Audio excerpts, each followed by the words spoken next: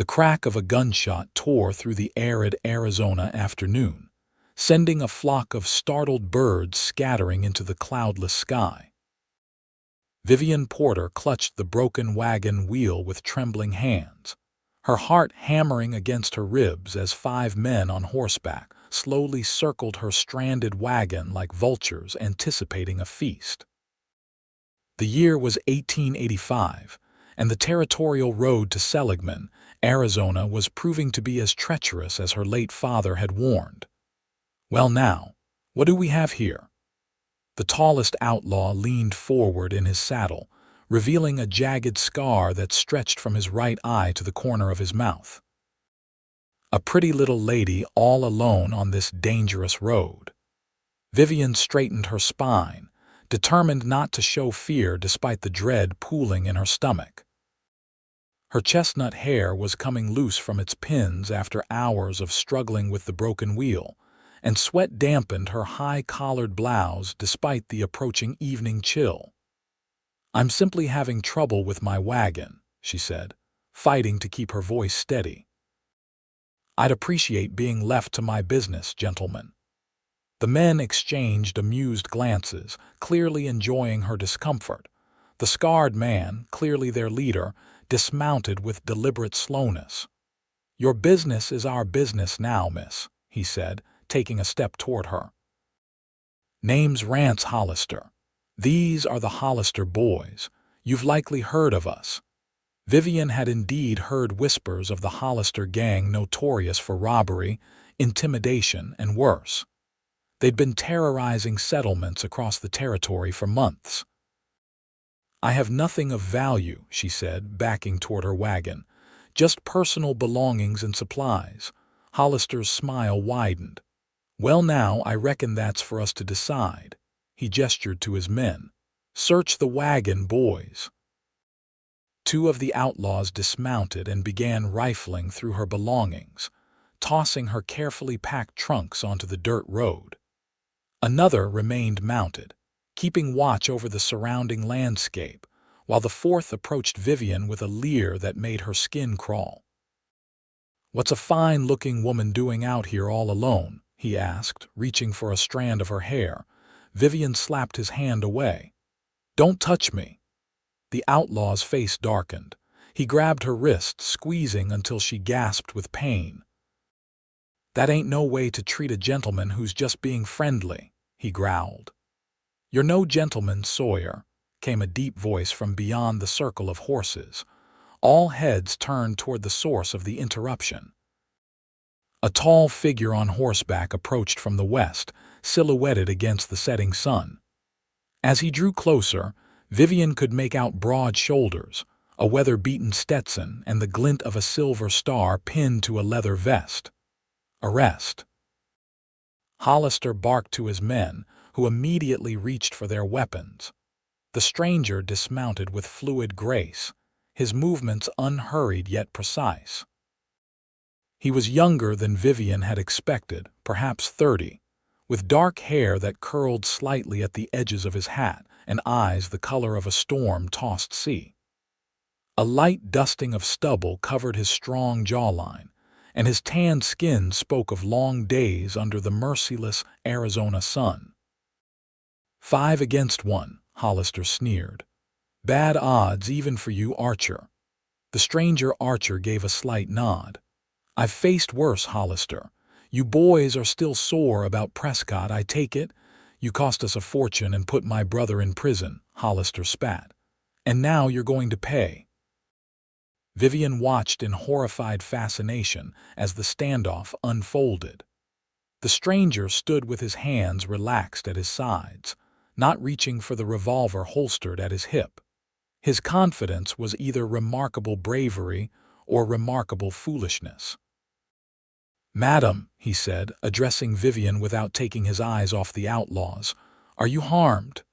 "And no," she managed to reply, "just my wagon. The wheel broke about 2 hours ago," he nodded. "Name's Nicholas Archer, Deputy U.S. Marshal." His voice lowered. "When I give the word, I need you to get behind your wagon. Can you do that?" Before Vivian could respond, Hollister gave a sharp whistle. Enough talk. Kill him, boys. What happened next unfolded with such speed that Vivian could barely process it.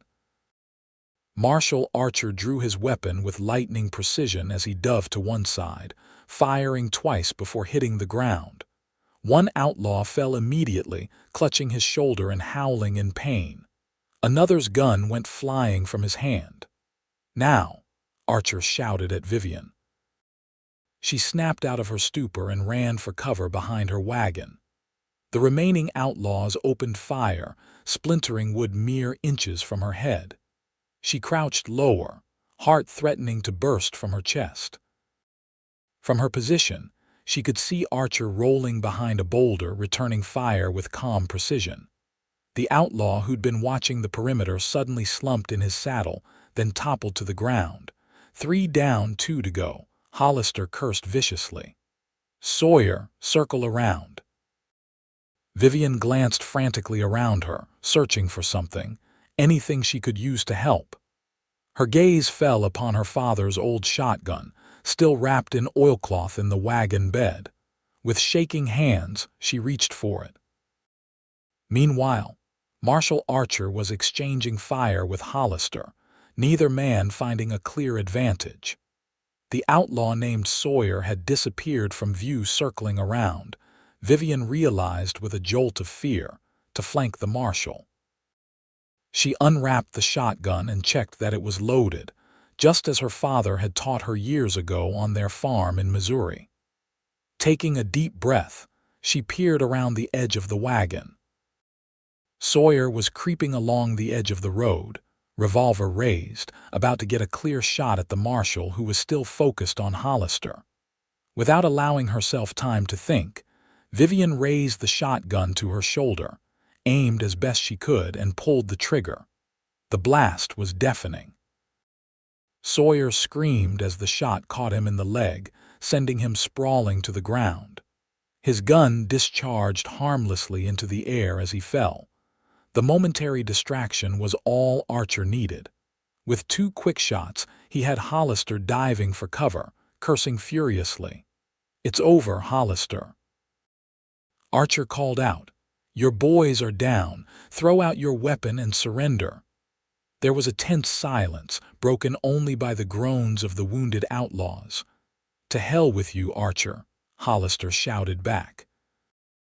Then, to Vivian's horror, he lunged from his hiding place, firing wildly as he ran not toward the marshal but toward her.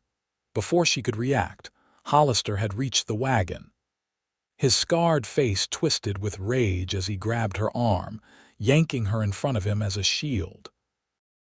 The cold barrel of his revolver pressed against her temple. "Drop your gun, Archer, or the lady gets a bullet in her pretty head," Hollister called out. Vivian's blood ran cold. She could feel Hollister's ragged breath on her neck, smell the whiskey and tobacco that clung to his clothes. Marshal Archer emerged slowly from behind the boulder, his weapon still raised. Their eyes met briefly, and Vivian was struck by the calm reassurance she saw there. "You're not walking away from this, Hollister," Archer said evenly. "There's nowhere for you to go." "I'll take my chances," Hollister snarled. "Now drop the gun." Archer's gaze shifted slightly, looking past Vivian and Hollister. A subtle nod, so quick she almost missed it. Suddenly, Hollister stiffened against her. The pressure of the gun at her temple faltered. "What the?" he began, before collapsing to the ground behind her. Vivian spun around to see one of Hollister's own men, the first one shot, whom she'd thought was incapacitated, standing unsteadily with a rock in his hand. Blood soaked the shoulder of his shirt, but determination lined his young face. "I never signed up for hurting women," the young outlaw said weakly, before dropping the rock and raising his uninjured arm in surrender. Marshal Archer was at Vivian's side in an instant. "Are you all right, madam?" he asked, his eyes scanning her for injuries. I think so," she replied, suddenly feeling lightheaded now that the danger had passed. Her knees buckled beneath her, strong arms caught her before she hit the ground. "Easy now," Archer murmured, his voice surprisingly gentle. "It's over. You're safe." Vivian found herself leaning against his chest, drawing strength from his steady presence. "Thank you," she whispered. "Thank you," he countered, a hint of admiration warming his tone. "That was some shot with the shotgun. Saved my hide, most likely." As the adrenaline began to fade, Vivian became acutely aware of their proximity. She straightened, regaining her composure despite the blush warming her cheeks. "I should see to the wagon," she said, smoothing her skirts with trembling hands. Marshal Archer nodded, though his gaze lingered on her face a moment longer than necessary. "Let me secure these men first," he said. "Then I'll help with your wheel." Over the next hour, Archer efficiently bound the outlaws' wounds and secured them to their own horses. The young outlaw who had struck Hollister introduced himself as Emmett Taylor, barely 20 years old and clearly regretting his choice of companions. "Joined up with them in Flagstaff," he explained as Archer tended his shoulder wound. "Didn't know what I was getting into. Thought it was just going to be some gambling and maybe small-time robberies." "You're still looking at prison time," Archer said firmly, though not unkindly. "I know," Emmett replied, "but I reckon that's better than having murder on my conscience." As Archer finished with the outlaws, Vivian retrieved her scattered belongings from the road, replacing them in her trunks with as much dignity as she could muster. Her hands still shook, and several times she had to pause and take deep breaths to steady herself. Finally, Archer approached the broken wagon wheel. "It's not as bad as it looks," he said after examining it. "The axle's intact. With the right tools, I can have this fixed well enough to get you to Seligman." "You're heading to Seligman?" Vivian asked. Archer nodded. "I was on my way there when I heard the commotion. Now I've got 5 prisoners to deliver to the jail there." He glanced at the fading light. "We won't make it before dark, though. We'll need to make camp for the night." The thought of spending the night in the open desert with 5 outlaws, even bound ones, and a man she barely knew should have terrified Vivian. Instead, she felt strangely secure in the marshal's presence. "I have supplies," she offered. "Coffee beans, some salt pork." A small smile touched Archer's lips. "Much obliged, madam." He hesitated, then added, "If you don't mind my asking, what brings a lady like yourself to this territory alone? These roads aren't safe, as today proved." Vivian sighed, looking toward the distant mountains now turning purple in the twilight. "My father died 6 months ago," she explained. "He left everything to my older brother, including our farm in Missouri. My brother has different priorities than caring for his unmarried sister." She tried to keep the bitterness from her voice, but wasn't entirely successful. "I have an aunt in Prescott who agreed to take me in. She runs a millinery shop there and offered me work." Archer nodded thoughtfully as he gathered firewood, a long journey to make alone. "I had little choice," Vivian replied simply, "and I've managed well enough until today." As darkness fell, they made camp a short distance from the road. Archer kept the outlaws under close watch while Vivian prepared a simple meal over the campfire. The familiar routine of cooking helped calm her nerves, though she couldn't help glancing frequently at the captive men. After they ate, Marshal Archer checked the bindings on the prisoners once more before joining Vivian by the fire. "Try to get some rest," he advised. "I'll keep watch." "You need sleep too," she protested. "I can take a turn at watch." Archer studied her face in the firelight, then nodded. "All right, I'll wake you in a few hours."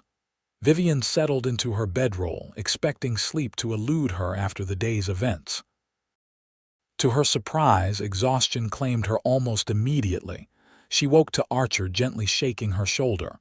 The fire had burned low and the night air was cool against her face. "Your turn," he said softly. The prisoners are secure. If anything happens, wake me immediately." Vivian nodded, sitting up and wrapping her shawl around her shoulders. Marshal Archer settled nearby, close enough that she could reach him quickly if needed, yet maintaining a respectful distance. She watched the fire, occasionally adding small branches to keep it alive. The desert night was alive with sounds: the soft hooting of an owl, the distant yip of coyotes, the rustle of small creatures in the underbrush. Above her, the sky was a vast canvas of stars, more brilliant than she'd ever seen them in Missouri. Her gaze drifted to the sleeping marshal. In repose, his features were softer, younger. She wondered what had led him to this life, chasing dangerous men across this unforgiving landscape. There was a story there, she was certain. The young outlaw, Emmett, stirred and caught her watching. "Madam," he whispered, careful not to wake the others, "I wanted to say I'm sorry about today, about what Hollister and Sawyer were planning to do." Vivian tensed, then forced herself to relax. "Thank you for stopping Hollister," she said quietly. Emmett nodded, eyes downcast. "Marshal Archer's a good man, known for being fair. He'll make sure you get to Seligman safely." "How do you know so much about him?" "Everyone knows Nicholas Archer," Emmett replied. "Been chasing the worst outlaws across 3 territories for 5 years now. Never gives up once he's on a trail." He paused. "They say he was a rancher before, lost his wife and child in a raid, became a lawman after that." Vivian's eyes returned to Archer's face, seeing it in a new light. Loss was etched in the fine lines around his eyes, in the firm set of his mouth even in sleep. She knew that kind of grief, had seen it in her own reflection after her father's passing. When dawn broke, Archer was already awake and tending to the horses. The outlaws were given water and a simple breakfast before being secured once more. Working together, Archer and Vivian managed to repair the wagon wheel well enough for travel. His strong hands worked efficiently, fashioning a makeshift repair that he assured her would hold until they reached Seligman. "It's about 4 hours' ride from here," he told her as they prepared to depart. "Stay close behind me. We'll be there by midday." The journey passed without further incident.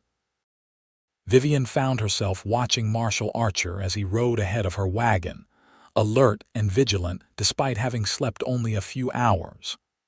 The prisoners followed between them, secured to their horses and to each other. True to his word, they reached Seligman shortly after noon.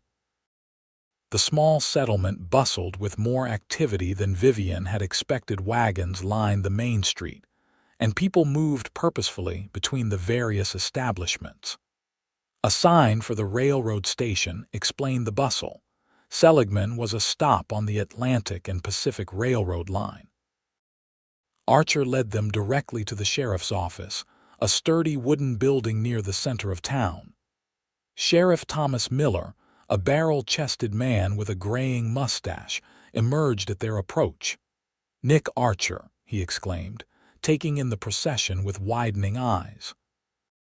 "Is that Rance Hollister and his gang?" Archer dismounted, giving the sheriff a firm handshake. "All 5 of them, Tom. They'll need a doctor before they're locked up, especially Sawyer there." Sheriff Miller whistled through his teeth. The governor's had a bounty on Hollister for months.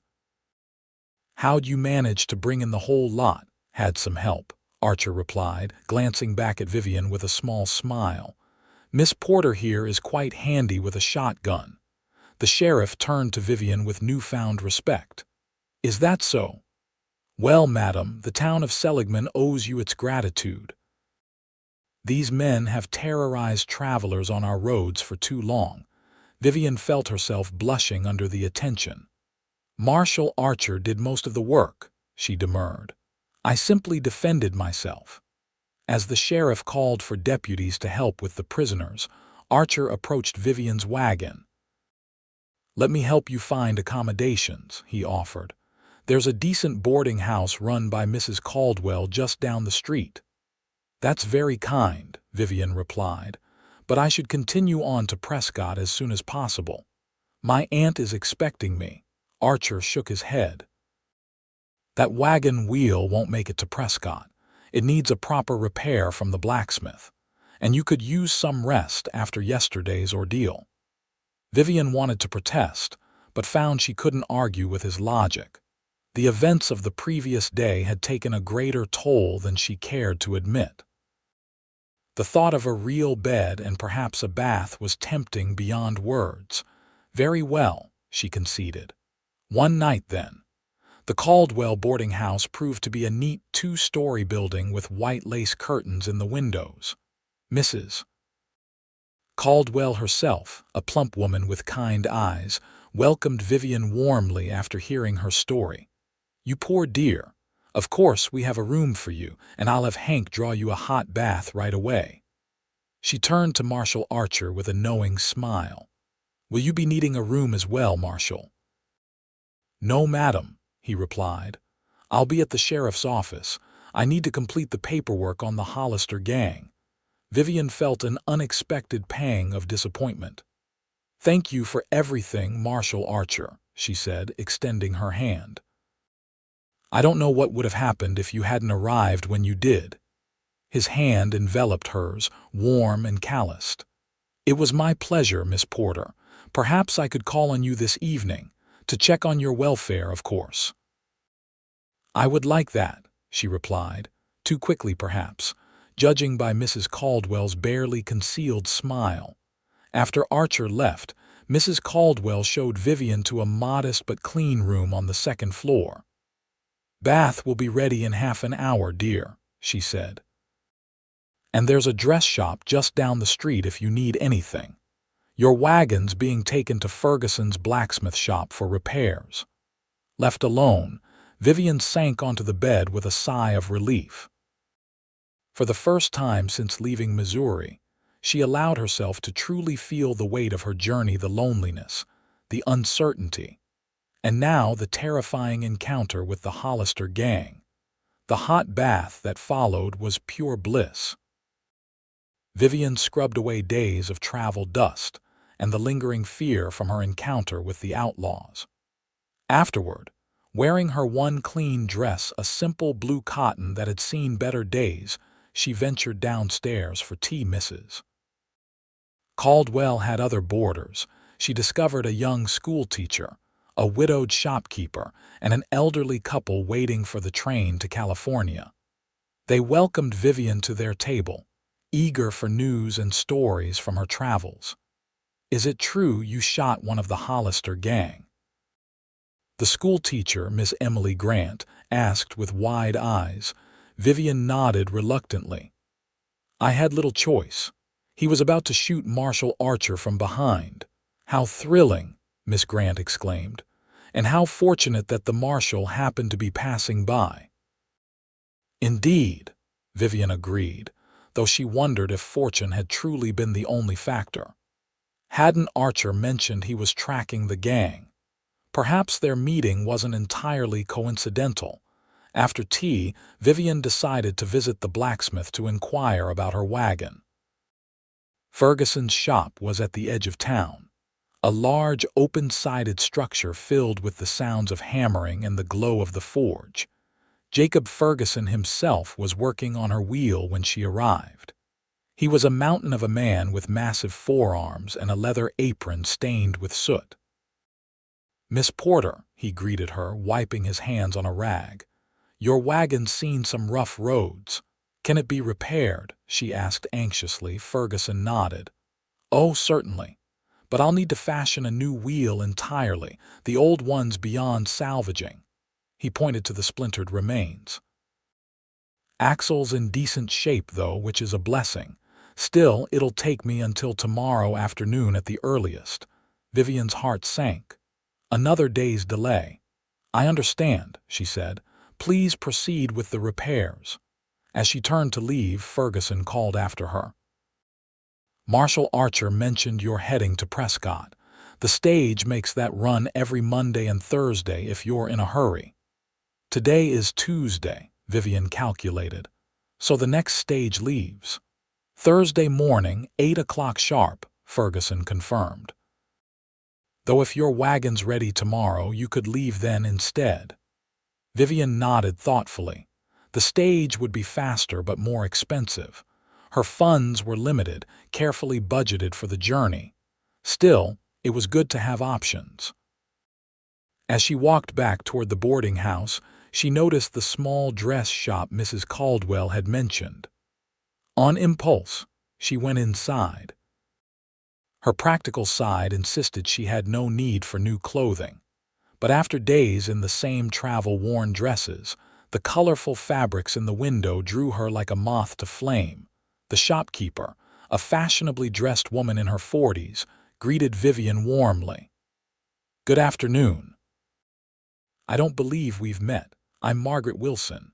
"Vivian Porter," she replied, running her fingers over a bolt of soft calico. "I'm just passing through on my way to Prescott." "Ah, you must be the young lady who helped capture the Hollister gang.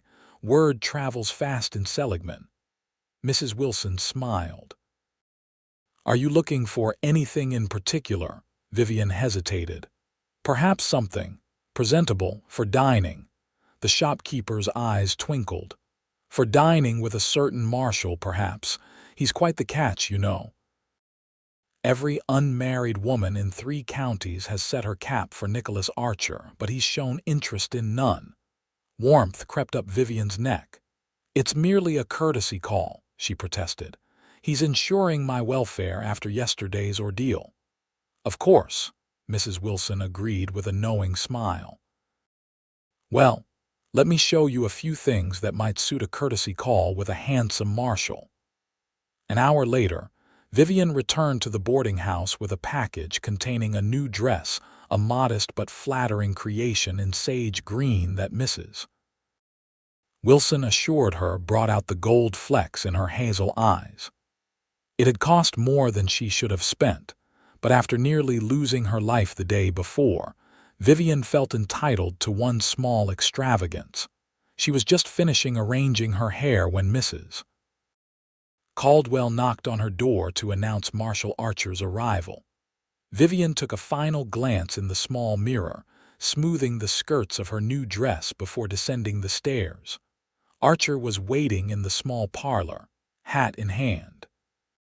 He had exchanged his dusty trail clothes for a clean white shirt and dark vest. His hair was damp, as if freshly washed, and he'd trimmed his stubble to a neat shadow along his jaw. He stood when she entered, and Vivian felt a flutter of satisfaction at the appreciative glance he gave her new dress. "Miss Porter," he said with a small bow, "you look well. I trust you've had time to rest." "Yes, thank you," she replied. "Mrs. Caldwell has been most accommodating." "I've taken the liberty of securing a table at the hotel restaurant," Archer said. "It's the best establishment in Seligman, which isn't saying much, but the food is honest." "That sounds lovely," Vivian replied, accepting his offered arm. The evening air was pleasant as they walked the short distance to the Seligman Hotel. Several passers-by nodded respectfully to Archer, some stopping to congratulate him on capturing the Hollister gang. "You're something of a celebrity here," Vivian observed. Archer shrugged, looking slightly uncomfortable with the attention. "I'm just doing my job. The real story is how you stood your ground against those outlaws. Not many would have had that courage." "I was terrified," Vivian admitted. "I simply didn't see an alternative." "That's what real courage is," he replied. "Acting despite fear, not in its absence." The hotel restaurant was busy, but not crowded. Their table was in a quiet corner, offering a degree of privacy while still allowing Archer to maintain his habitual vigilance, his gaze occasionally scanning the room. Once they had ordered beef stew for Archer, chicken and dumplings for Vivian, she found herself curious to learn more about the Marshal. "The young outlaw, Emmett, mentioned you were a rancher before becoming a lawman," she ventured. "Is that true?" Archer stilled, his expression momentarily shuttered. Then he nodded, taking a sip of coffee before answering. I had a small spread near Tucson, nothing grand, but it was ours, mine and Sarah's. Sarah was your wife? Vivian asked gently. Yes. His eyes grew distant. We had a son too, Michael. He was 3 when they died. Vivian's heart constricted at the quiet pain in his voice. I'm so sorry, she said softly. Archer nodded in acknowledgement. It was 8 years ago now. Apaches raided the ranch while I was in town for supplies. By the time I returned, he trailed off, the ending too painful to articulate. You don't have to speak of it, Vivian assured him, placing her hand briefly over his on the table. Archer turned his hand to clasp hers for a moment before releasing it. It's all right. Time heals, or so they say. He offered a small, sad smile. After that, I couldn't bear to stay at the ranch. I sold it and drifted for a while until U.S. Marshal Harris Blackwood found me drinking myself to death in a saloon in Yuma. He'd known my father years back, recognized me, offered me purpose when I had none. And now you chase men like Hollister, Vivian observed. Someone has to, Archer replied simply. This territory is changing. The railroad's bringing more settlers every day. They deserve to live without fear. He paused. What about you? You mentioned your father and brother, but there must be more to your story. Vivian sighed, pushing her empty plate aside. Not much to tell, I'm afraid. My mother died when I was 12. My father raised my brother and me on our farm outside Kansas City. He was a good man, hardworking, but he always favored my brother. When he died, the farm went to Samuel, as was customary. She tried to keep the bitterness from her voice. My brother married a month later. His wife, Judith, made it clear there was no place for me in their home. So you decided to seek your aunt in Prescott, Archer concluded. Vivian nodded. Aunt Martha is my mother's sister. We've corresponded over the years, though I haven't seen her since I was a child. She wrote that Prescott is growing rapidly, and her millinery business needs help. She smiled ruefully. I'm handy with a needle, if nothing else. And a shotgun, Archer added with a hint of admiration. Their conversation continued through dessert apple pie that Archer declared the best west of the Mississippi. They discovered mutual interests in books and music, and a shared admiration for the untamed beauty of the Arizona landscape. As they walked back to the boarding house, Vivian found herself reluctant for the evening to end. Nicholas Archer was unlike any man she had met, strong yet gentle, capable yet vulnerable in his honesty about his past. At the boarding house door, he hesitated. I should let you rest. You've had a trying couple of days. Yes, Vivian agreed, though she made no move to enter. Archer studied her face in the lamplight spilling from the parlor window. The blacksmith tells me your wagon won't be ready until tomorrow afternoon at the earliest. So I understand. I find myself with business in Prescott, he said carefully. I could accompany you there if you'd allow it. Vivian's heart quickened. What business? A small smile played at the corners of his mouth. Official Marshal business. Very important. I see, she replied, suppressing a smile of her own. And when would this business take you to Prescott? I thought perhaps Thursday morning. On the stage, if that suits you. Your wagon could follow later. The invitation was clear in his eyes, and Vivian found she had no desire to refuse it. I believe that would be satisfactory, she said. Aunt Martha would certainly appreciate knowing I had an escort for the final leg of my journey. Then it's settled, Archer said, his smile broadening. I'll secure our tickets tomorrow. There was a moment of weighted silence between them, filled with unspoken possibilities. Then Archer took her hand, raising it to his lips in a gesture that sent warmth spreading through Vivian's entire body. Good night, Miss Porter, he said softly. Good night, Marshal Archer, she replied, her voice barely above a whisper. Inside the boarding house, Mrs. Caldwell pretended to be absorbed in her knitting. though her curious glance told Vivian she hadn't missed the exchange on her doorstep. "Had a pleasant evening, dear?" the older woman inquired. "Very pleasant, thank you," Vivian replied, unable to keep the smile from her face as she climbed the stairs to her room. The next day passed quickly. Vivian visited the general store to replenish her supplies, wrote a letter to her aunt informing her of her delay and expected arrival, and spent a pleasant hour in the small lending library attached to the schoolhouse.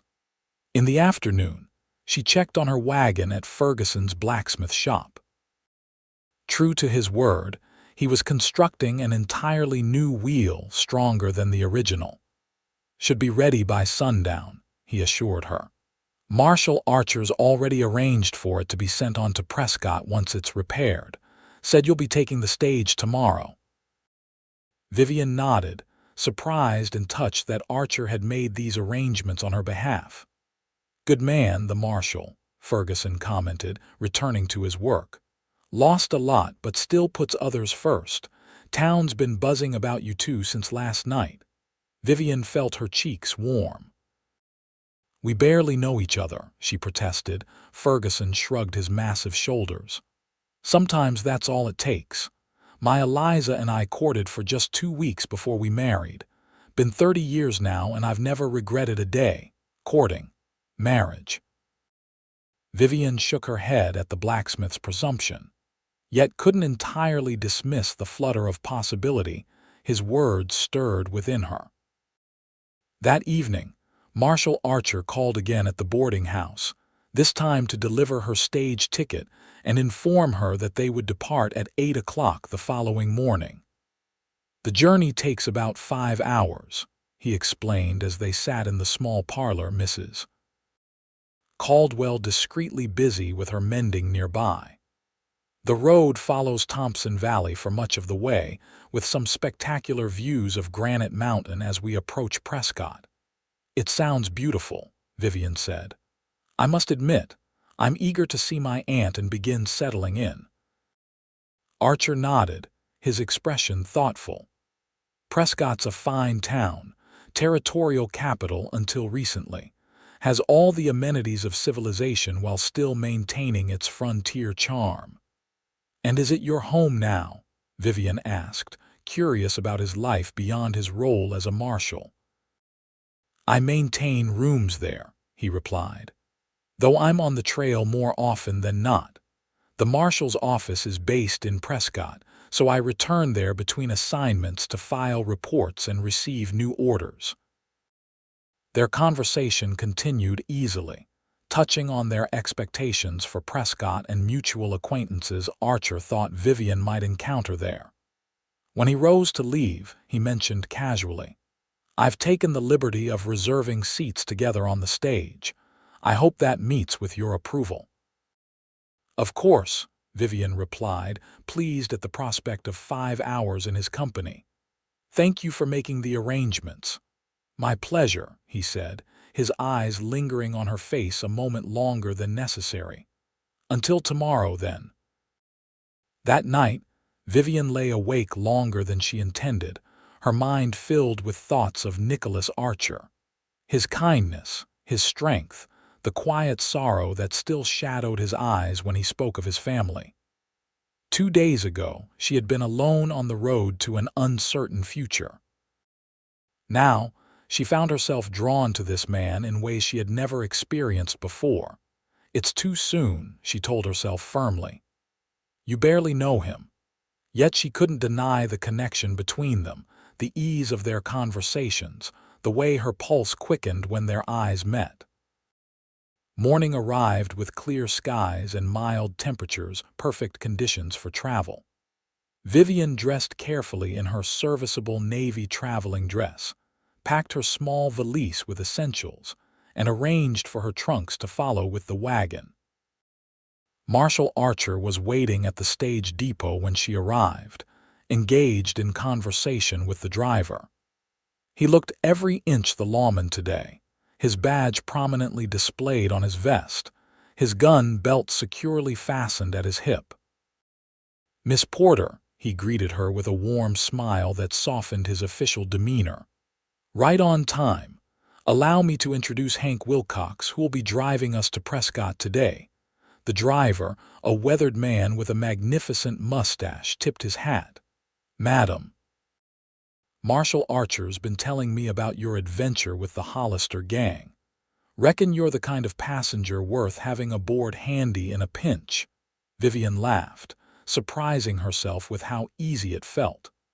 "I hope our journey today will be less eventful, Mr. Wilcox." "Count on it," he assured her. "Road's been quiet since the marshal here started regular patrols." The stagecoach itself was a sturdy Concorde model, its red and yellow paint bright in the morning sun. Two other passengers were already seated inside, a middle-aged couple introduced as Mr. and Mrs. Henderson, traveling to Prescott to visit their daughter and new grandchild. Archer helped Vivian into the coach, then took the seat beside her. The proximity was both thrilling and unsettling, the length of his leg pressed against hers in the confined space, his shoulder a solid presence at her side. With a shout from Wilcox and the crack of his whip, the team of 6 horses lurched forward, and they were on their way. The stage rolled through Seligman and out onto the open road, building speed as the horses settled into their pace. The first hour passed pleasantly enough, with Mrs. Henderson sharing stories of her daughter and eagerly anticipated grandson. As the landscape began to change from open desert to rolling hills dotted with pine and juniper, the conversation turned to the natural beauty of the territory. "Arizona will be a state one day soon," Mr. Henderson predicted. "All this wild country, tamed and civilized." "Not too tamed, I hope," Archer commented, gazing out at the rugged landscape. "There's value in wilderness." Vivian followed his gaze to the distant mountains. "It has a stark beauty unlike anything in Missouri," she observed. "I can see why people are drawn here despite the hardships." Their eyes met briefly, and Vivian felt that now familiar flutter in her chest. Whatever was growing between them seemed as vast and full of possibility as the Arizona sky. The stage stopped briefly at a relay station to change horses and allow the passengers a brief respite. As they stretched their legs, Archer drew Vivian aside. "There's something I've been meaning to ask you," he said, his expression serious. "When we reach Prescott, would you allow me to call on you? Properly, I mean." Vivian felt warmth spread through her at his formal request. "I would like that very much," she replied. "Though I should probably consult my aunt first. She may have certain expectations regarding my social engagements." Archer nodded. "Of course, I respect that." He paused, then added with a hint of mischief, "Though I should warn you, I can be very persuasive when the situation calls for it." "I don't doubt that for a moment, Marshal," Vivian replied, matching his tone. The journey resumed, and as they traveled deeper into the mountains, Vivian found herself increasingly captivated by both the landscape and the man beside her.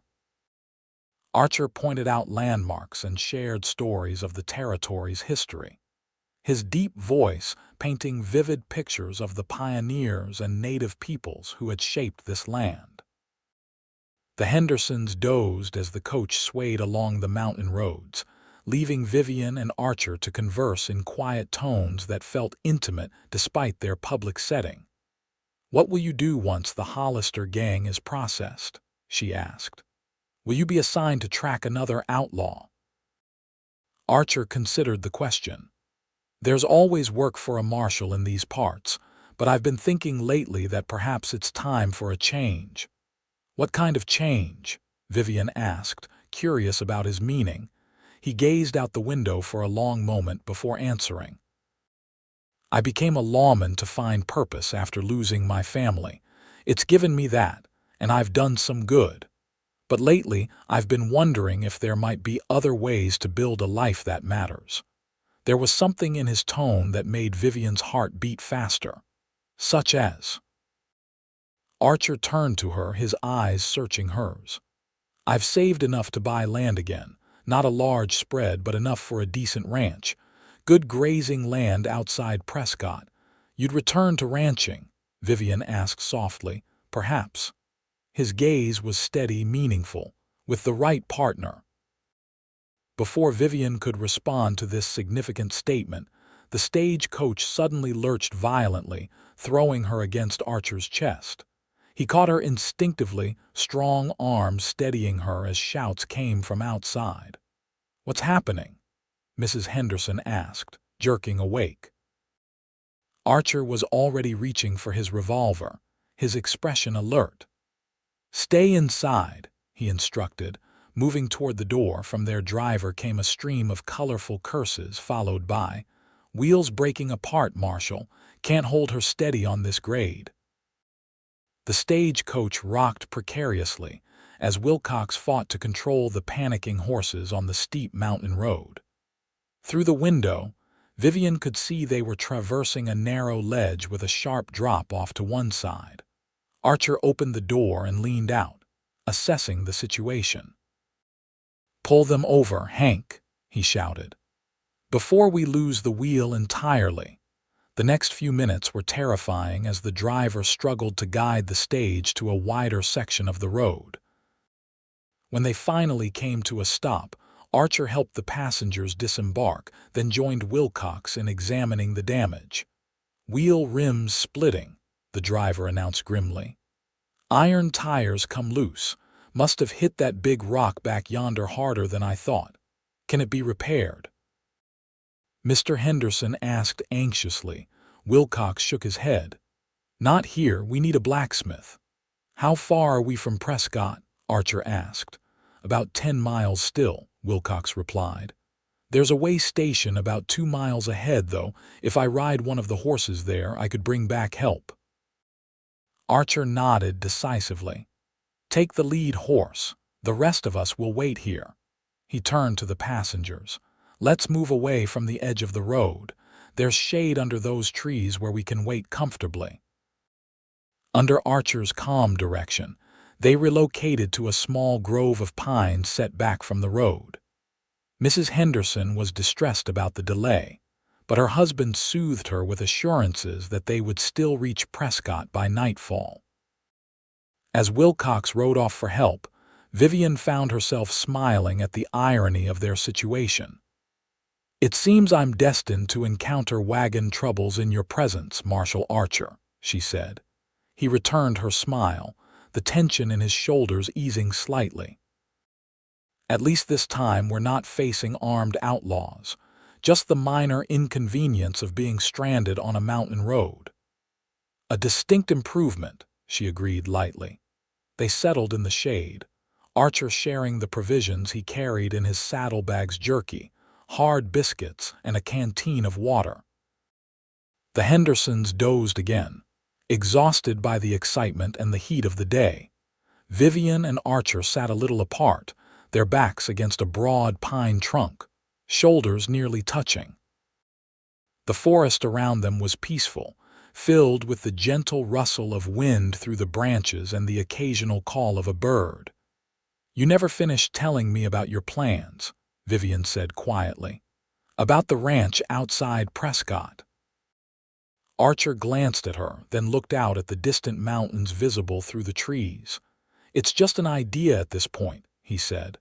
"But a man gets tired of living out of saddlebags, moving from town to town." "I can imagine," Vivian replied. "Even this journey from Missouri has shown me the value of a permanent home." "Have you thought about what you want, beyond working in your aunt's shop?" Archer asked. "Is Prescott to be your home permanently?" Vivian considered the question. "I haven't allowed myself to think that far ahead," she admitted. "After my father died and my brother made it clear I wasn't welcome, I've been focused simply on reaching Aunt Martha safely." She paused. "But yes, I hope to build a life there, something that's truly mine." Archer nodded, his expression thoughtful. "Something of your own," he echoed. "That's a worthy goal." A comfortable silence fell between them, broken only when Archer reached into his pocket and withdrew a small object. "I've been carrying this for years," he said, opening his palm to reveal a smooth, rounded stone of deep blue. "It's beautiful," Vivian said, admiring the way it caught the dappled sunlight filtering through the pine branches. "Turquoise," Archer explained. "I found it the day I first came to this territory, 15 years ago. Kept it as a sort of talisman." He turned it in his fingers.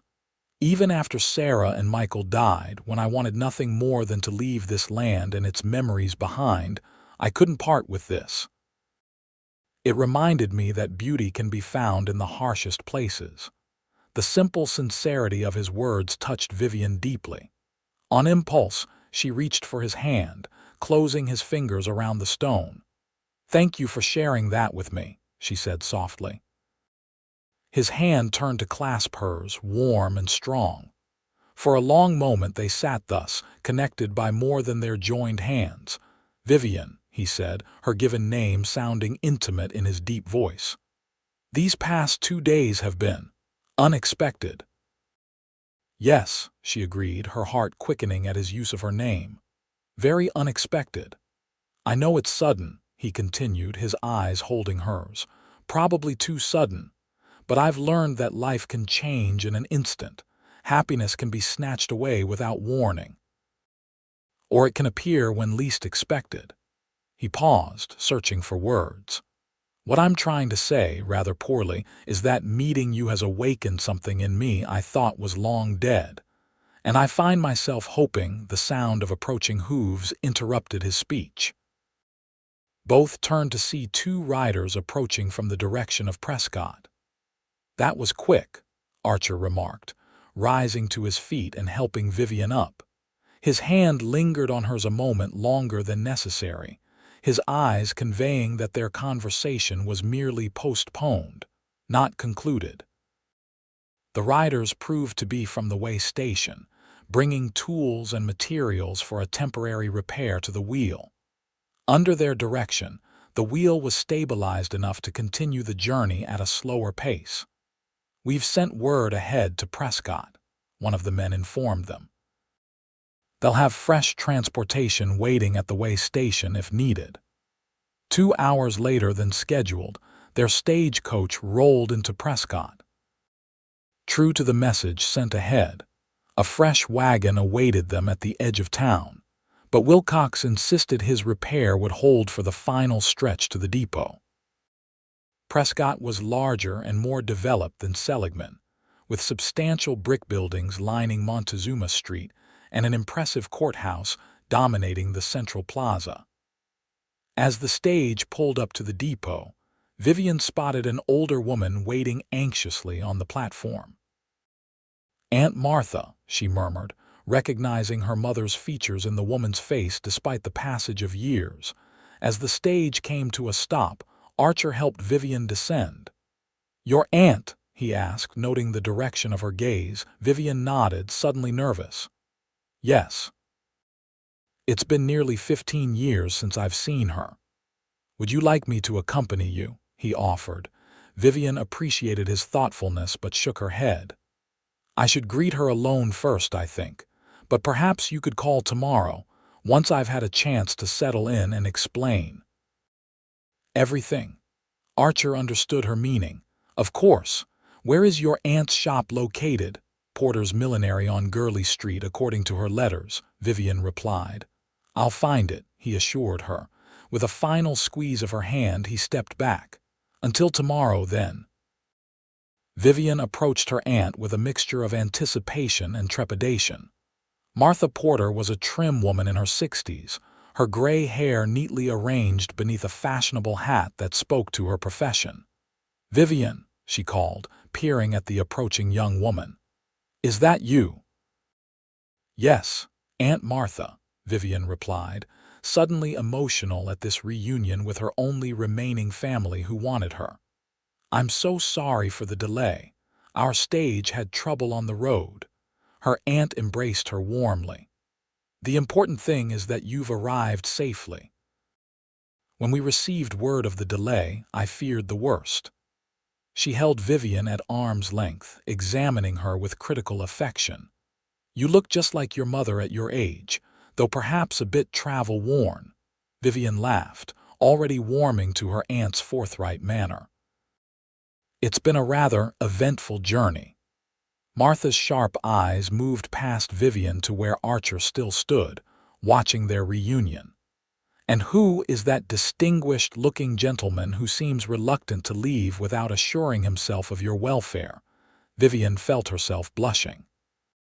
"That's United States Marshal Nicholas Archer. He saved me from a rather terrible situation on the road to Seligman."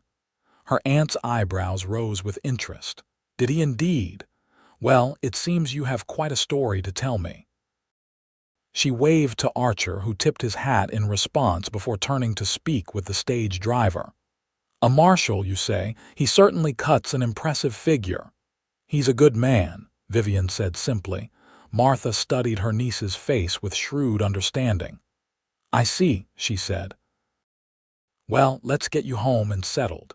You can tell me everything over supper, including how this marshal of yours fits into your plans." "He's not my marshal," Vivian protested weakly. Her aunt merely smiled knowingly as she led the way to a waiting buggy. "We shall see, my dear. We shall see." Aunt Martha's home was attached to her millinery shop on Gurley Street, a comfortable residence with 2 bedrooms, a cozy parlor, and a kitchen that smelled of cinnamon and coffee.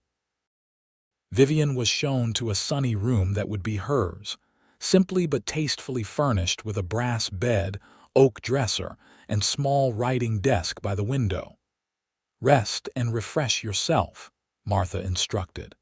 "Your trunks should arrive tomorrow with the repaired wagon. I've laid out some of my things for you to use tonight."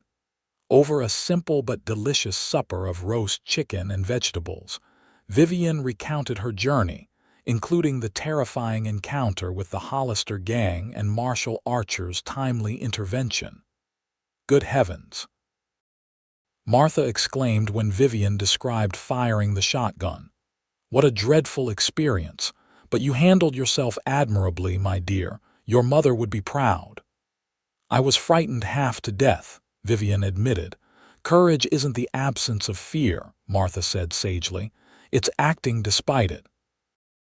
"Now, tell me more about this marshal. He escorted you personally all the way from Seligman." Vivian explained their journey, trying to be factual rather than revealing the growing feelings she harbored for Nicholas Archer. But her aunt was too perceptive to be fooled. "He intends to call on you tomorrow, does he?" Martha asked with a knowing smile. "If that meets with your approval," Vivian replied, suddenly anxious about her aunt's response. Martha waved a hand dismissively. "I'm not so old-fashioned as to forbid suitable callers. And a United States Marshal is certainly respectable enough." She studied Vivian thoughtfully. "You like him?" It wasn't a question, but Vivian nodded anyway. "Very much, though we've known each other only a few days." "Sometimes that's all it takes," Martha said, echoing the blacksmith's words from Seligman. "Your Uncle Walter proposed to me after 1 week's acquaintance. We had 42 wonderful years together before he passed." Vivian felt a surge of relief at her aunt's acceptance. "Marshal Archer mentioned he's considering leaving the service. He wants to buy land and return to ranching." "A more settled profession," Martha observed. "Safer, too, I imagine. Prescott needs good, stable families to continue its growth." She smiled at Vivian's blush. "Oh, don't look so flustered. I'm not planning your wedding yet." That night, lying in her new bed, Vivian reflected on how drastically her circumstances had changed in just a few days. From the terror of the outlaw attack to the unexpected connection with Nicholas Archer, from the uncertainty of her reception in Prescott to her aunt's warm welcome, her life had transformed with dizzying speed. Tomorrow, she thought, drifting toward sleep. Tomorrow he will call, and perhaps finish what he began to say on the mountainside. The morning brought bright sunshine, and the arrival of Vivian's repaired wagon with her trunks. She spent the early hours unpacking and arranging her belongings in her new room, then helped her aunt in the shop, becoming acquainted with the inventory and customers. Porter's Millinery was a thriving business, catering to Prescott's society ladies who desired the latest fashions. Vivian's skill with needle and thread was immediately put to use, adding trim to a hat for the banker's wife. "You have a good eye," Martha commented approvingly, "and deft fingers. You'll be an asset to the shop." Around midday, the bell above the shop door chimed and Nicholas Archer stepped inside, hat in hand. He wore a clean shirt and vest, but no badge was visible. His eyes found Vivian immediately, warming at the sight of her. "Marshal Archer," Martha greeted him before Vivian could speak. "How lovely of you to call. I understand I owe you a debt of gratitude for ensuring my niece's safe arrival." "No debt necessary, madam," he replied, shaking her offered hand. "It was my privilege." "Nonetheless, I insist you join us for dinner this evening," Martha continued. 6 o'clock. "Vivian sets a fine table, I'm told." Archer glanced at Vivian, who nodded her agreement despite her surprise at her aunt's boldness. "I would be honored, Mrs. Porter," he said. "Excellent." Martha turned to Vivian. "Why don't you show the marshal our little town? I can manage the shop for the afternoon." "That's not necessary," Vivian began, but her aunt waved away her protest. "Nonsense. It's a beautiful day and you've been working all morning. Go on, enjoy yourselves. Just be home in time to help with dinner preparations." And so Vivian found herself walking alongside Nicholas Archer down Gurley Street, acutely aware of the curious glances from passers-by. Prescott was small enough that a U.S. Marshal escorting a newcomer was certain to attract notice. "Your aunt is very forthright," Archer commented, amusement warming his tone. Vivian laughed. "She certainly is. I'm still becoming accustomed to it myself." "I like her," he declared. "She reminds me of my own mother, direct, practical, but kind-hearted." "Is your mother still living?" Vivian asked, realizing how little she knew of his family beyond the tragedy that had shaped his life. Archer nodded. "She and my father have a farm in Colorado. I visit when I can, which isn't as often as I should." He paused. "They never quite understood my decision to become a marshal after Sarah and Michael died. They thought I was seeking vengeance, but it wasn't that simple." "What was it then?" Vivian asked gently. He considered her question as they walked, the courthouse square coming into view ahead of them. "Purpose, I suppose. A way to ensure that what happened to my family wouldn't happen to others." He smiled ruefully. "Though I've learned the hard way that you can't save everyone, no matter how hard you try." Their conversation turned to lighter topics as Archer showed her around the town, the courthouse with its striking architecture, the impressive Goldwater Mercantile, the offices of the Arizona Minor newspaper. At a small park near the center of town, they sat on a bench beneath a towering elm tree. "What do you think of Prescott?" Archer asked. "Does it feel like it could be home?" Vivian gazed at the bustling town around them. "I think it could," she said thoughtfully. "It has a certain energy to it, and Aunt Martha has been so welcoming." "She wants to see you settled and happy," Archer observed. "As do I." There it was again, that directness in his manner that both thrilled and unnerved Vivian. "Nicholas," she said, using his given name for the first time. "On the mountain yesterday before we were interrupted." "What were you going to say?" He turned to face her, his expression earnest. "I was going to say that meeting you has given me hope for a future I'd stopped believing was possible." He took her hand in his. "I know it's sudden, too sudden perhaps, but I feel a connection to you that I can't explain." "I feel it too," Vivian admitted softly, "though I scarcely know what to make of it." "Then let me be clear," Nicholas said, his grip on her hand tightening slightly. I admire you, Vivian. Your courage, your determination, your kindness. I would very much like to court you properly, with your aunt's blessing. The straightforwardness of his declaration took Vivian's breath away, yet it was exactly what she had hoped to hear. I would like that very much, she replied, her voice steady despite the rapid beating of her heart. His smile was radiant, transforming his entire face. Then that's settled, he said, bringing her hand to his lips. I suppose we should return to your aunt's shop before she begins to worry. Or before the entire town begins to speculate about our absence, Vivian added with a laugh. As they walked back toward Gurley Street, Nicholas told her about the land he was considering purchasing. It's about 5 miles outside town. Good water access, decent grazing land. The previous owner built a small house, nothing fancy but solid. It could be expanded. The implication behind his words was clear, though neither of them addressed it directly.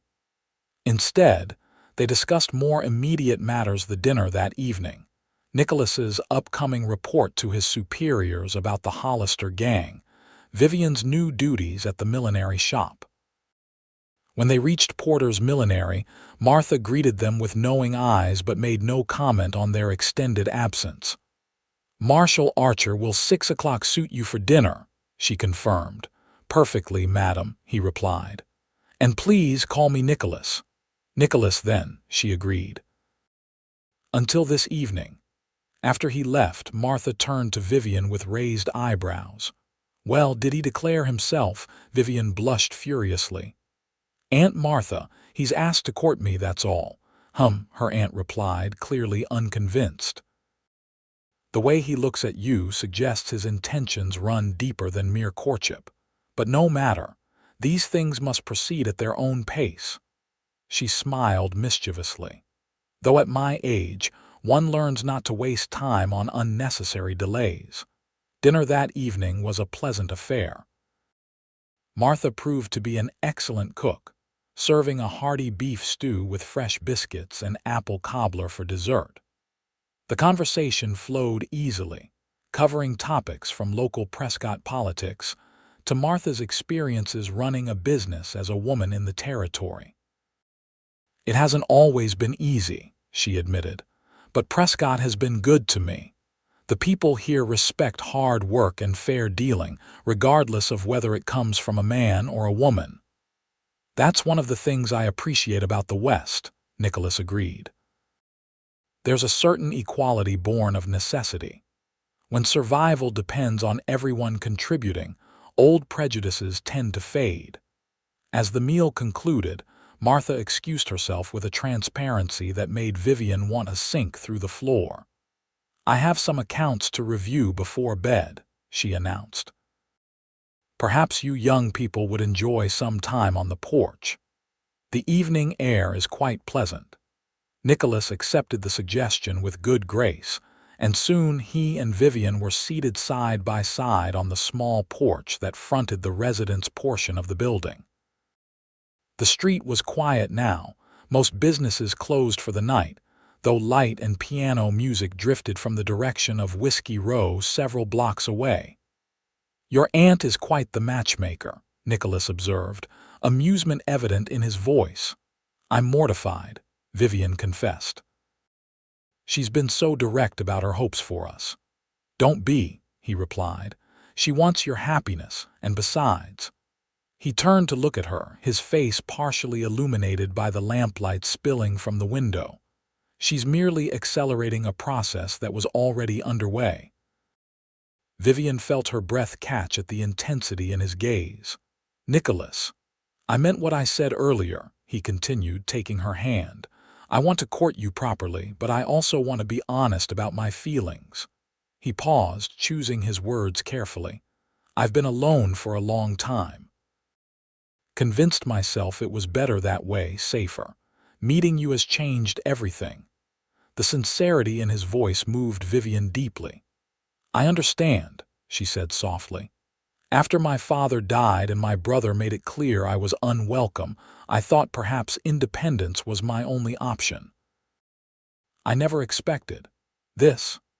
Nicholas shifted closer, his free hand coming up to gently touch her cheek. May I? He asked, his voice barely above a whisper. Vivian nodded, her heart hammering in her chest as Nicholas leaned forward and pressed his lips to hers in a tender, questioning kiss. It was brief and gentle, yet it sent warmth coursing through her entire body. When he pulled back, his eyes searched hers, gauging her response. Vivian felt herself smiling, unable to contain the happiness bubbling within her. I should go, Nicholas said reluctantly. It's getting late, and I have a meeting at the Marshal's office early tomorrow. Vivian nodded, though she was disappointed by the necessity of his departure. When will I see you again? Tomorrow, if I may, he replied. I thought perhaps I could show you the land I mentioned. If you're interested. The implication was clear, and Vivian felt a thrill of excitement at what he was truly asking. I would like that very much. Over the next 2 weeks, Nicholas and Vivian fell into a comfortable routine. He would call at the millinery shop each day, sometimes taking lunch with Vivian and her aunt, other times escorting Vivian on walks around town or rides into the surrounding countryside. True to his word, he showed her the land he was considering purchasing, a beautiful tract of rolling hills with views of Granite Mountain, a clear stream running along one boundary, and a modest but sturdy 2-room cabin that could easily be expanded. Vivian fell in love with it immediately, particularly the wildflowers that carpeted the meadow near the stream. It's perfect, she told him as they sat on a fallen log, sharing the lunch they had brought. I can see why you're drawn to it. Nicholas watched her face, clearly pleased by her approval. I've made an offer, he admitted. Should hear back any day now. That's wonderful, Vivian exclaimed. But what about your position as Marshal? Have you decided about that yet? He nodded, his expression turning serious. I spoke with Chief Marshal Blackwood yesterday. Submitted my resignation, effective at the end of the month. Vivian's eyes widened. So soon? Are you certain that's what you want? More certain than I've been about anything in a long time, Nicholas replied. Blackwood wasn't surprised. Said he'd been expecting it ever since he heard about us. He smiled slightly. Apparently, the entire Marshal's office is aware of my interest in you. Vivian blushed. The entire town seems aware, she confessed. Mrs. Wilson at the dress shop asked me yesterday when I would be needing a wedding gown. Nicholas laughed, then grew serious again. Would that be so terrible? He asked quietly. If people's expectations were correct, Vivian's heart skipped a beat. No, she said softly. Not terrible at all. His smile was radiant as he reached for her hand. They sat in companionable silence for a while, watching a hawk circle lazily overhead. There's something else I should tell you, Nicholas said eventually. The trial for the Hollister gang is scheduled for next week in Phoenix. I'll need to testify, which means I'll be away for several days. Vivian nodded, trying to hide her disappointment. Of course, your testimony is important. The prosecutor has requested your presence as well, Nicholas added, since you were directly involved in their capture.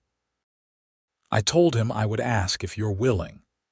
The thought of facing the Outlaws again, of reliving those terrifying moments on the road to Seligman, made Vivian's stomach knot with anxiety, but she knew her duty. If my testimony will help ensure they're properly punished, then I'll go. Nicholas squeezed her hand.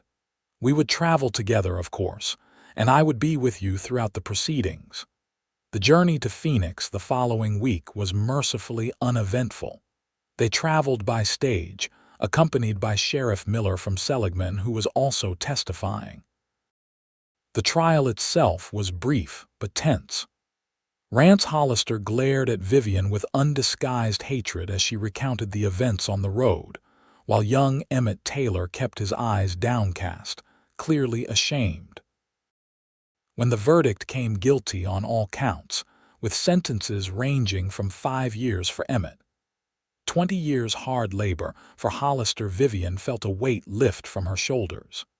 Justice had been served, and these men would no longer terrorize travelers on Arizona's roads. The return journey to Prescott seemed to pass more quickly, perhaps because the burden of the trial was behind them. Nicholas was unusually quiet, lost in thought for much of the trip. "Is everything all right?" Vivian asked as the stage rolled through the mountains north of Phoenix. Nicholas smiled reassuringly. "Just thinking about the future," he said. "Our future, I hope." The words sent a pleasant shiver through Vivian. Over the past weeks, their courtship had deepened into something profound, a connection that went beyond initial attraction to a true meeting of minds and hearts. They had shared their pasts, their dreams, their fears. Vivian had told him about the loneliness of her life after her mother's death, the disappointment of her brother's rejection. Nicholas had spoken of the dark days after losing his family, the emptiness that had driven him to become a lawman. "You've brought light back into my life," he had told her one evening as they sat on her aunt's porch. "A reason to look forward rather than back." Now, as they neared Prescott, Vivian sensed that Nicholas was building toward some significant declaration. Her suspicion was confirmed when, upon their arrival, he asked if she might join him for dinner that evening at the Palace restaurant, the finest establishment in town. Aunt Martha was all aflutter when Vivian told her of the invitation. "The Palace, my dear. This is most significant. We must ensure you look your absolute best." She bustled about, selecting Vivian's newest dress, a becoming creation of deep blue silk that complemented her fair complexion, and insisting on arranging her hair in an elaborate style, adorned with a small pearl comb that had belonged to Martha's mother. "There," she declared, stepping back to admire her handiwork. "You look absolutely beautiful." Nicholas arrived precisely at 6, wearing a formal suit that Vivian had never seen before. His eyes widened appreciatively at the sight of her. "You are stunning," he said simply. The Palace restaurant lived up to its reputation, with crisp white tablecloths, gleaming silver, and attentive service. They were seated at a table near the window, offering a view of the courthouse square now lit by newly installed gas lamps. Throughout dinner, Nicholas seemed both nervous and excited, an unusual combination for a man typically so composed. When dessert arrived, a decadent chocolate cake accompanied by small glasses of sweet wine, he reached across the table to take her hand. "Vivian," he began, his voice husky with emotion, "these past weeks have been the happiest I've known in years. Being with you has reminded me what it means to truly live, not just exist." Vivian felt tears pricking at her eyes. "I feel the same," she said softly. Nicholas continued, his grip on her hand tightening slightly. "I received word yesterday that my offer on the land was accepted. It's mine, ours, if you want it to be." He released her hand, reaching into his pocket to withdraw a small velvet box. Opening it, he revealed a delicate gold ring set with a modest diamond flanked by 2 small turquoise stones. "Vivian Porter," he said, his voice steady despite the emotion evident in his eyes. "I know our acquaintance has been brief, but my feelings for you are deeper and truer than any I've known. Would you do me the great honor of becoming my wife?" Though she had anticipated this moment, the reality of it, Nicholas's earnest face, the beautiful ring, the promise of a future together overwhelmed Vivian with joy. "Yes," she whispered, tears now flowing freely. "Yes, Nicholas, I will marry you." His smile was radiant as he slipped the ring onto her finger. Around them, other diners who had observed the proposal broke into spontaneous applause. Vivian blushed at the attention, but Nicholas seemed not to notice anyone else in the room, his eyes fixed solely on her face. "The turquoise," he explained, gesturing to the ring, "is from the stone I showed you on the mountain. I had it cut and set alongside the diamond, a reminder that beauty can be found even in the most unexpected places, like finding you on that dangerous road to Seligman." The symbolism touched Vivian deeply. "It's perfect," she said, admiring how the stones caught the light. "Everything is perfect." They lingered over their dessert, discussing plans for their future. Nicholas had already given notice at the marshal's service, with just 1 week remaining in his position. They agreed to a short engagement, with the wedding to take place in 4 weeks' time. "That will give us time to prepare the house," Nicholas said, "and for your aunt to help with whatever arrangements you desire." "Nothing elaborate," Vivian assured him. "Just family and close friends. Your parents, will they be able to come from Colorado?" Nicholas nodded. "I'll wire them tomorrow. They'll be overjoyed, I'm certain. My mother has been after me to remarry for years." When they returned to Aunt Martha's house, she was waiting eagerly in the parlor, pretending to read but clearly anticipating their news. Her face broke into a delighted smile at the sight of the ring on Vivian's finger. "Wonderful," she exclaimed, embracing first Vivian, then Nicholas. "I knew from the moment I saw you together that this was meant to be. Have you set a date?" 4 weeks from Sunday," Nicholas replied. "If that meets with your approval, madam." "Entirely suitable," Martha agreed. "Long enough to make proper arrangements, but not so long as to be unnecessarily delayed." She beamed at them both.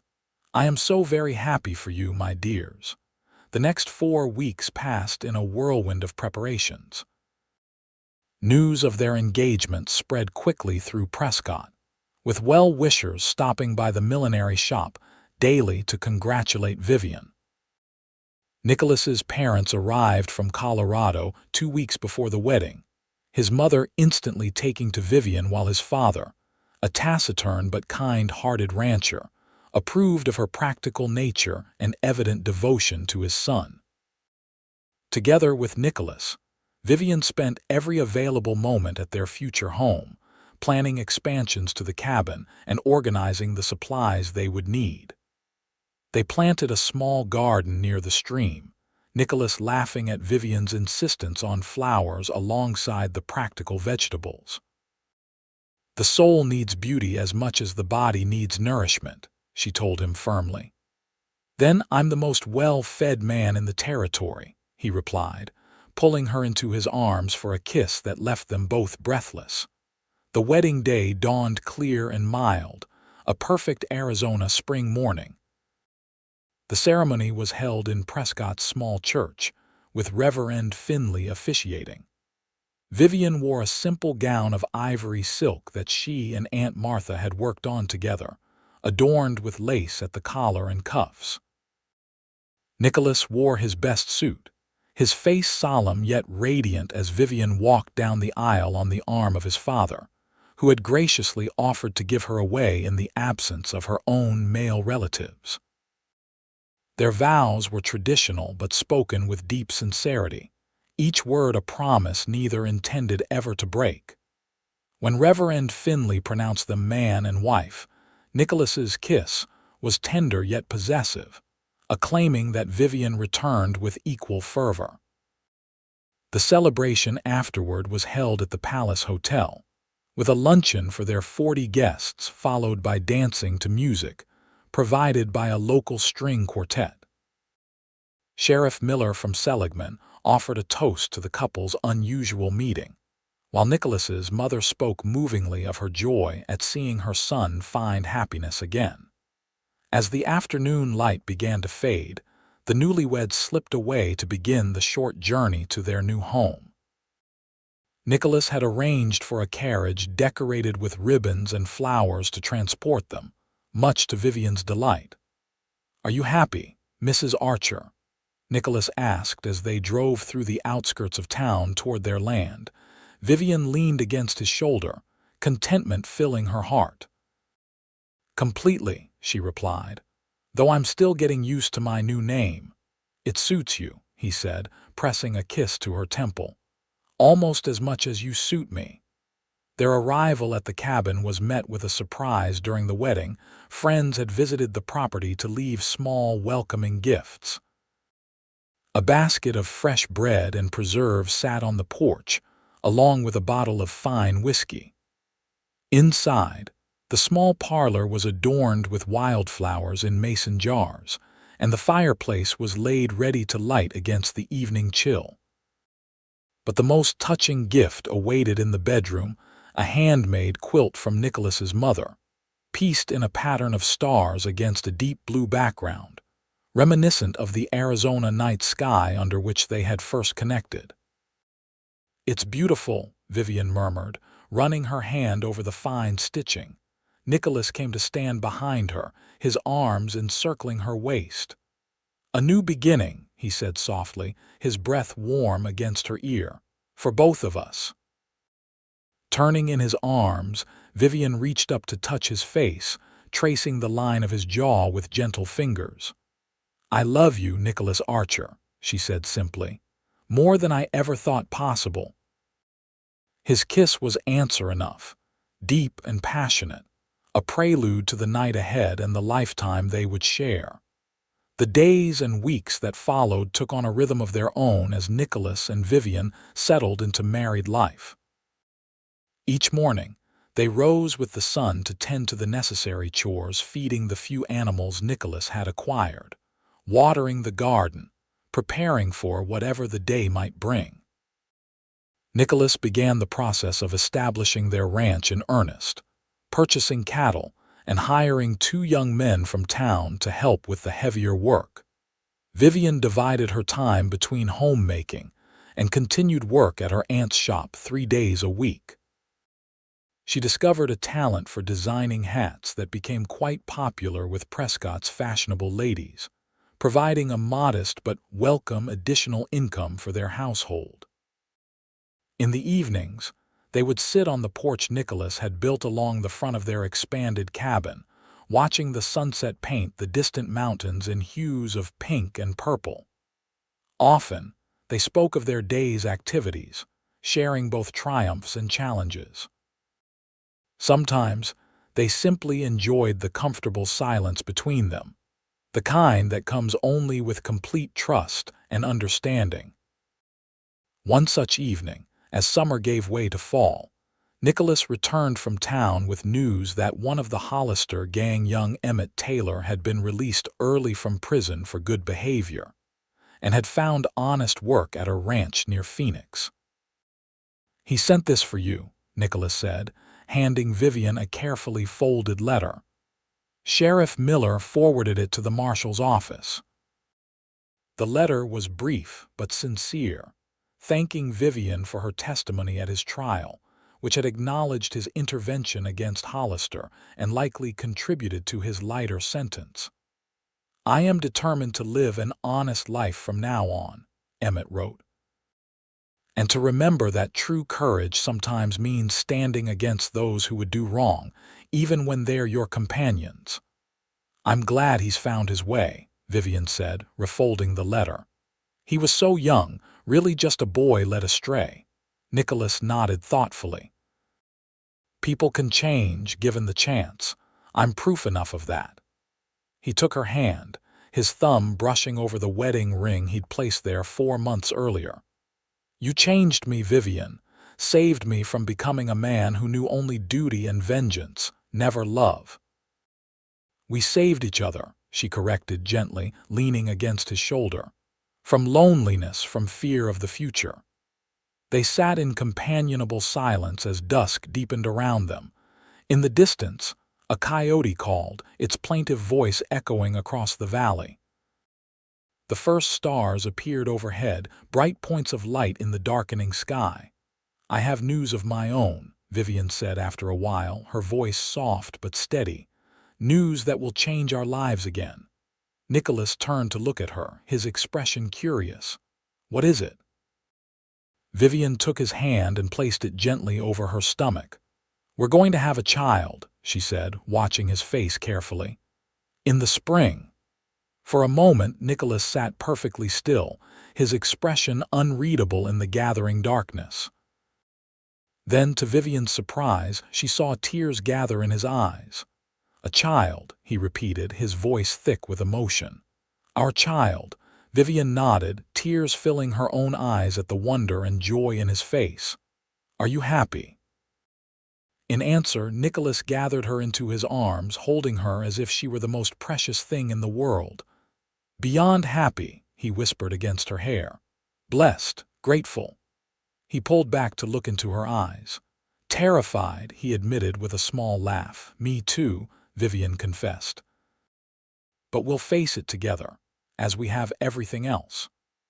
That night, as they lay together in the darkness of their bedroom, Nicholas's hand rested protectively over the slight swell of Vivian's abdomen, still barely noticeable but containing the promise of new life. "I never thought I'd have this again," he murmured. "A family, a future filled with hope instead of duty." Vivian covered his hand with her own. "Life has a way of surprising us," she said softly. 5 months ago, I was alone on that road to Seligman, terrified and uncertain. Now look at us." "I thank God every day for leading me to you," Nicholas said fervently. "Even if it was through the Hollister gang," Vivian laughed. "Perhaps we should name the baby Rance if it's a boy," she teased. "Absolutely not," Nicholas replied with mock horror. "But perhaps something to commemorate our meeting. Dawn, maybe, for the new day that began when we found each other. Or Sky for the open Arizona sky that watched over us," Vivian suggested. They continued this gentle debate until sleep claimed them, secure in their love and the knowledge that their greatest adventure was still unfolding.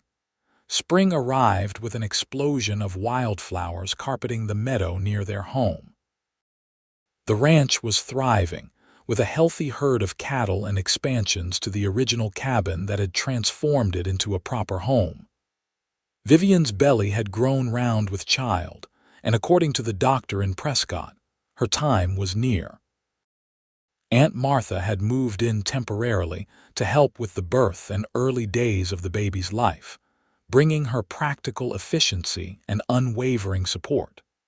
Nicholas's parents had also made the journey from Colorado, his mother especially eager to welcome her first grandchild. On a perfect April morning, with sunshine streaming through the windows and meadowlarks singing in the nearby trees, Vivian gave birth to a son. The labor was long but uncomplicated, with Martha and Mrs. Archer offering encouragement and support, while Nicholas paced anxiously outside the bedroom door. When at last the baby's lusty cry filled the room, Martha went to fetch the new father. Nicholas entered cautiously, his eyes immediately finding Vivian propped against pillows, tired but radiant, a small bundle cradled in her arms. "Come meet your son," she said softly. Nicholas approached the bed as if in a dream, lowering himself carefully to sit beside his wife. With gentle hands, he accepted the swaddled infant, gazing in wonder at the tiny, perfect face. The baby had a dusting of dark hair like his father's, and when he briefly opened his eyes, Vivian saw they were the deep blue-gray of all newborns. "He's beautiful," Nicholas whispered, a single tear tracking down his cheek. "Perfect." "What shall we call him?" Vivian asked. They had discussed various names during her pregnancy but had made no final decision. Nicholas studied his son's face thoughtfully. "Matthew," he said after a moment. "It means gift from God, because that's what he is, what you both are to me." "Matthew Archer," Vivian repeated, the name settling rightness around her heart. "I love it." The days that followed were a blur of joy and exhaustion as they adjusted to life with their newborn son. Nicholas proved to be a devoted father, willingly taking his turn walking the floor with Matthew during fretful nights and singing the lullabies his own mother had sung to him as a child. By summer, they had settled into a new routine.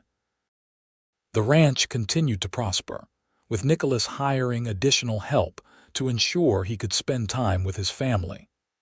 Vivian mastered the art of completing household tasks with a baby on her hip or napping nearby.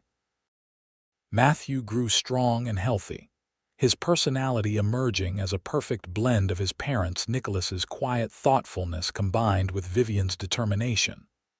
On the first anniversary of their wedding, Nicholas surprised Vivian with a gift, a small wooden box carved with their initials. Inside was the turquoise stone he had carried for years, now whole again after small pieces had been taken for her ring. "For safekeeping," he explained. "A reminder of where we began and how far we've come." Vivian's eyes filled with tears as she closed the box carefully. "I have a gift for you as well," she said, reaching for his hand. "Though it won't arrive for several months yet." Nicholas's eyes widened as understanding dawned.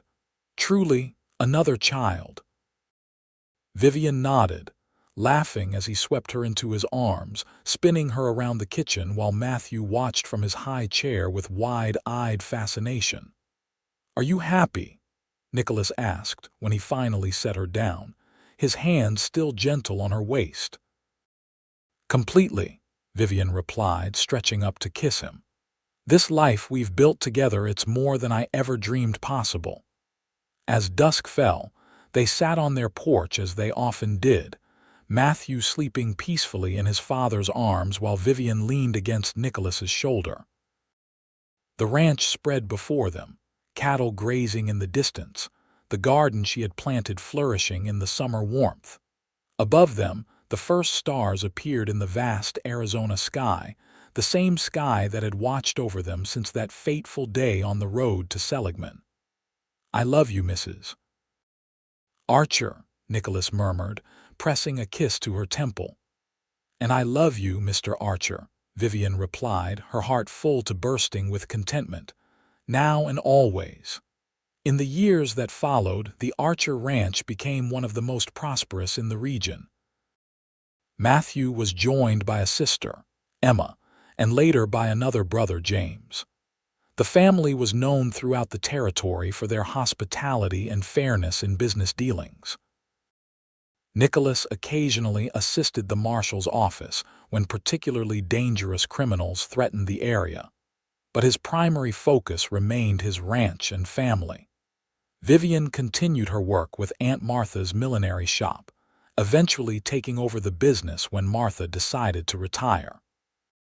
Under her guidance, Porter's Millinery became Porter Archer Designs, expanding to include dressmaking and other women's apparel.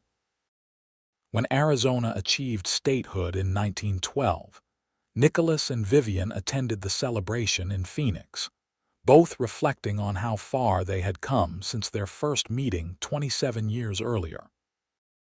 Their children were grown by then, Matthew working alongside his father on the ranch, Emma teaching school in Prescott, and James studying law in California.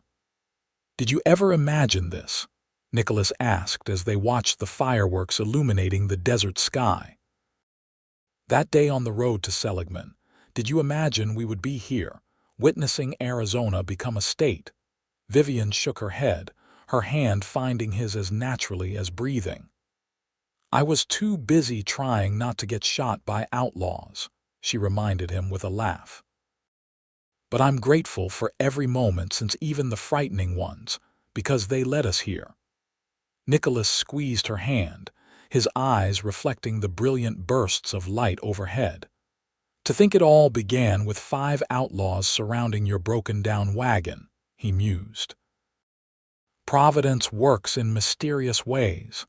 "Indeed it does," Vivian agreed, resting her head against his shoulder. "Indeed it does." And as the celebration continued around them, they stood together, two people who had found in each other not just love, but redemption, purpose, and a shared journey that had proven more rewarding than either could have imagined on that dusty Arizona road so many years before.